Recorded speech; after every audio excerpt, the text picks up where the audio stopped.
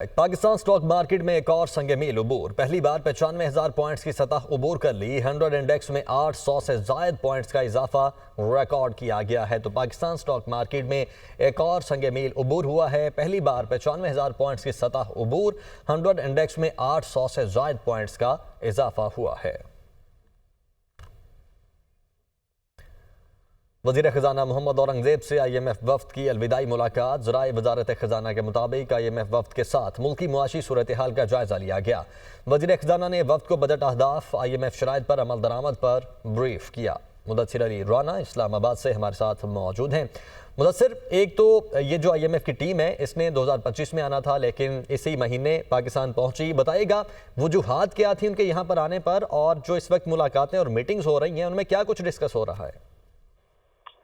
جی، جو پہلے آپ نے بات کی ہے کہ یہ وفد 2025 میں آنا تھا اور اس سے پہلے کیوں آیا ہے، اس کی بڑی امپورٹنٹ ریزنز ہیں، کیونکہ پاکستان اور آئی ایم ایف نے جو $7 ارب کا قرض پروگرام سائن کر رکھا ہے اس کے تحت جو سخت اہداف پاکستان کو ملے ہیں پورے کرنے کے لیے، رواں مالی سال کی جو پہلی سہ-ماہی ہے جولائی، اگست اور ستمبر 3 ماہ کی، اس کے دوران آئی ایم ایف دیکھنا چاہتا تھا کہ پاکستان نے کس قدر جو اہداف ہیں اس پر عمل درآمد کیا ہے اور پاکستان نے کون سے اہداف پر عمل درآمد نہیں کیا۔ جو اہداف جن پر عمل درآمد نہیں کیا ان میں ایف ڈی آر کا ریونیو شارٹ فال ہے، نیشنل فسکل پیکٹ ہے، اور جو دیگر اہداف ہیں ان میں یہ بھی شامل ہے کہ پاکستان نے جو چاروں صوبوں کے لیے صوبائی بجٹ سرپلس کا ہدف رکھا تھا وہ بھی نہیں پورا کیا جا سکا۔ یہ کچھ مین ریزنز ہیں جو جن کو آئی ایم ایف چیک کرنا چاہ رہا تھا، اور آج کیونکہ یہ 11 سے 15 تاریخ تک آئی ایم ایف وفد اور پاکستان کے جو معاشی ٹیم ہے اس کے درمیان مذاکرات ہوئے ہیں، آج کا آخری دن ہے۔ شیڈیول کے مطابق وزیر خزانہ محمد اورنگزیب نے اب سے کچھ دیر قبل ہی آئی ایم ایف وفد کے ساتھ الوداعی ملاقات کی ہے، اور یہ الوداعی ملاقات تقریباً 1 گھنٹے کے قریب جاری رہی۔ جو ذرائع وزارت خزانہ کی جانب سے بتایا گیا ہے کہ وزیر خزانہ محمد اورنگزیب نے آئی ایم ایف وفد کے ساتھ اب تک کی جو معاشی صورتحال ہے اس پر بات چیت کی ہے، اور آئی ایم ایف وفد کی جانب سے یہ کہا گیا ہے کہ پاکستان کو $7 ارب قرض پروگرام مکمل کرنے کے لیے جو اہداف دیے گئے ہیں اس پر عمل درآمد یقینی بنانا ہوگا، اور وزیر اعظم کی جانب سے ٹھیک، تو اسکیجول کے مطابق الوداعی ملاقات بھی اب ہو چکی ہے۔ بہت شکریہ آپ کا مدثر۔ اب بات کرتے ہیں اسموگ کی، تو لاہور سمیت پنجاب بھر میں اسموگ کا راج برقرار ہے۔ لاہور آلودہ ترین شہروں میں پہلے نمبر پر برقرار ہے، AQI 637 ریکارڈ کیا گیا ہے۔ ملتان کا فضائی آلودگی میں دوسرا نمبر، ایئر کوالٹی انڈیکس 525 تک پہنچ گیا ہے۔ راولپنڈی، اسلام آباد اور فیصل آباد میں بھی فضا زہر آلود ہے۔ جبکہ پنجاب حکومت نے لاہور اور ملتان میں ہیلتھ ایمرجنسی ڈکلیئر کر دی ہے۔ دونوں شہروں میں کنسٹرکشن سائٹس پر پابندی لگانے کا فیصلہ کیا گیا ہے۔ لاہور، ملتان میں اگلے جمعے، ہفتہ اور اتوار کو مکمل لاک ڈاؤن ہو سکتا ہے۔ صوبائی سینئر وزیر مریم اورنگزیب، ہاسپٹلز میں او پی ڈیز رات 8 بجے تک کھلے رہیں گے۔ ان کی جانب سے کہا گیا اسکولز کی چھٹیوں کی دوبارہ نظر ثانی کی جائے گی۔ اسکولز کو مزید بند کرنے کا پلان ہے۔ اسکولز، کالجز اور یونیورسٹیز کو آج سے آن لائن کیا جا رہا ہے۔ ریسٹورنٹ کو 4 بجے ڈائن ان کی اجازت ہوگی۔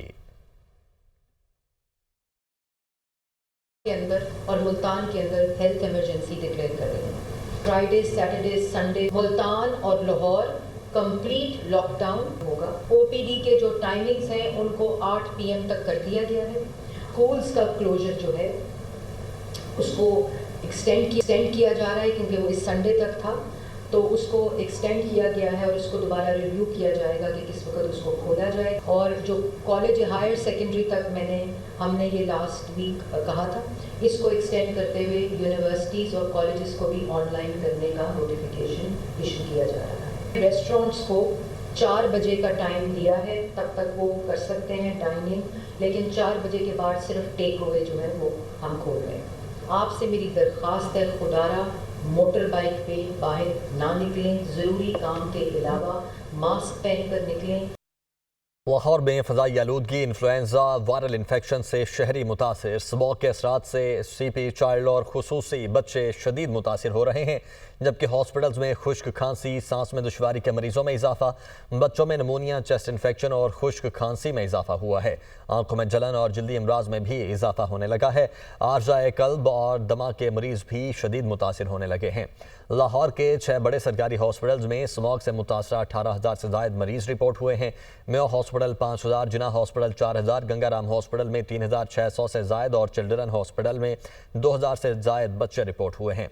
रवामा पंजाब में सांस के 7 लाख से ज़ायद मरीज रिपोर्ट हुए हैं। दमा से मुतासरा 47,558 मरीज रिपोर्ट हुए हैं।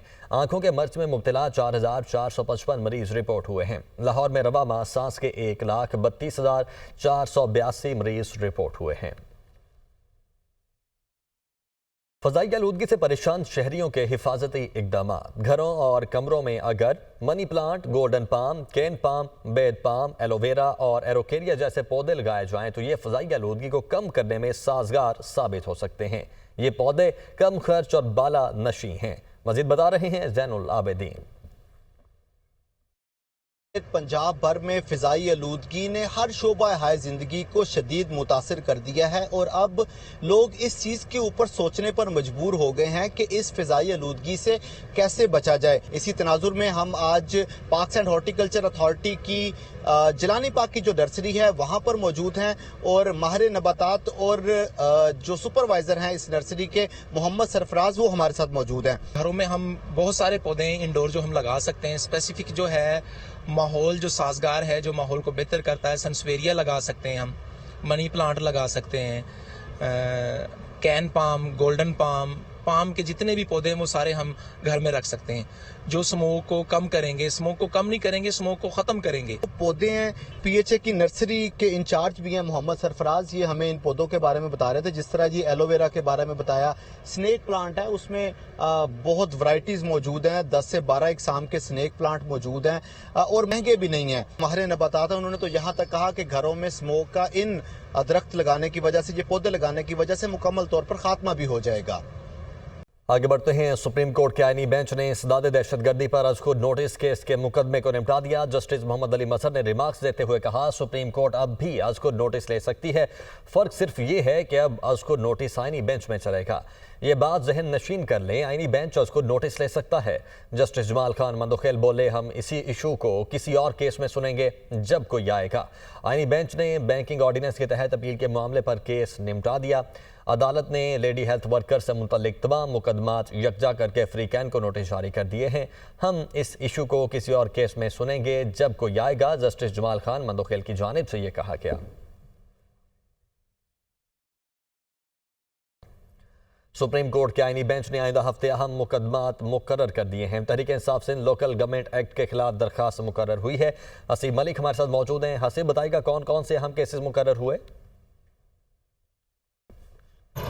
देखिए, आईनी बेंच ने आइंदा हफ्ते के लिए कॉज लिस्ट जारी कर दी है। 284 सफ़ात पर मुश्तमिल ये तकरीबन 2000 से ज़ायद केसेस हैं जो कि आईनी बेंच आइंदा हफ्ते समाअत करेगा। 7 रुकनी ये बेंच होगा जो कि जस्टिस अमीनुद्दीन खान की सरबराही में समाअत करेगा। अहम केसेस के हवाले से अगर बात की जाए तो ऑडियो लीक से मुतालिक जो केस है वो 21 नवंबर को समाअत के लिए मुकर्रर किया गया है। इसी तरह आर्मी चीफ की मुद्दत मुलाजमत से मुतालिक उसकी तौसी के ख़िलाफ़ जो दरख्वास्त थी उसको 20 नवंबर के लिए समाअत के लिए मुलतवी किया गया है। इसी तरह जो दीगर अहम केसेस हैं उनमें सुप्रीम कोर्ट आइनी बेंचेस में ज़ेर ज़मीन पानी की वाजबात अदायगी से मुतालिक केस है जो कि 21 नवंबर के लिए मुकर्रर किया गया है। और इसी तरह Tehreek Insaf Sindh local government act के ख़िलाफ़ जो दरख्वास्त दायर की गई थी वो भी समाअत के लिए मुकर्रर की गई है और 20 नवंबर को आइनी बेंच 7 रुकनी जो कि बेंच है वो समाअत करेगा। तहरीक इंसाफ की 2017 की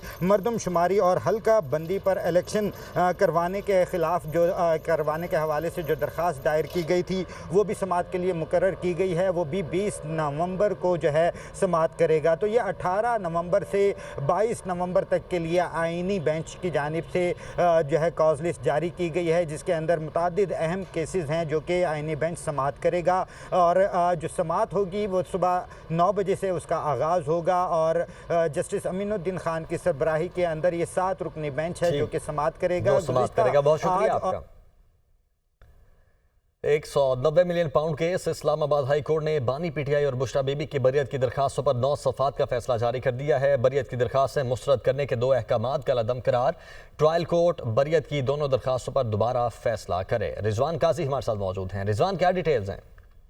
इस्लामाबाद हाईकोर्ट ने 190 मिलियन पाउंड केस में बानी पीटीआई और बुशरा बीबी की बरियत की दरख्वास्तों पर जो है वो उन पर 9 सफ़ात पर मुश्तमिल तहरीरी हुक्मनामा जारी कर दिया है। चीफ जस्टिस आमर फारूक और जस्टिस मियां गुल हसन औरंगजेब पर मुश्तमिल डिवीजन बेंच की तरफ से जारी अहकामात में यह अदालत का यह कहना है कि बरियत की दरख्वास्तें मुस्तरद करने के 2 अहकामात का कालदम करार दिए जाते हैं। ट्रायल कोर्ट बरियत की दोनों दरख्वास्तों पर दोबारा फैसला करे।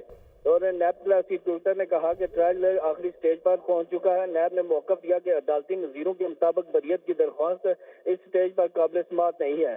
फैसला में यह भी कहा गया कि वकील दरख्वास्त गुजार के मुताबिक कोई सबूत नहीं है और आर्डीनेंस में कुछ तरामीम बरकरार जबकि कुछ खत्म कर दी गई हैं। दरख्वास्त गुजारों का मौक़िफ़ है कि दरख्वास्त दौरान ट्रायल कानून में तब्दीली आई है जिससे रेफरेंस के फैसले के वक्त मद्देनजर रखना चाहिए। दरख्वास्त गुजार के वकला के मुताबिक सुप्रीम कोर्ट के फैसले के तहत आर्डीनेंस में की गई तरमीम बरकरार है। फैसला काबीना और वफाकी हुकूमत के फैसले कानूनी कार्रवाई से महफूज हैं जब तक के ज़ाती फायदे को इल्ज़ाम और सबूत न हो।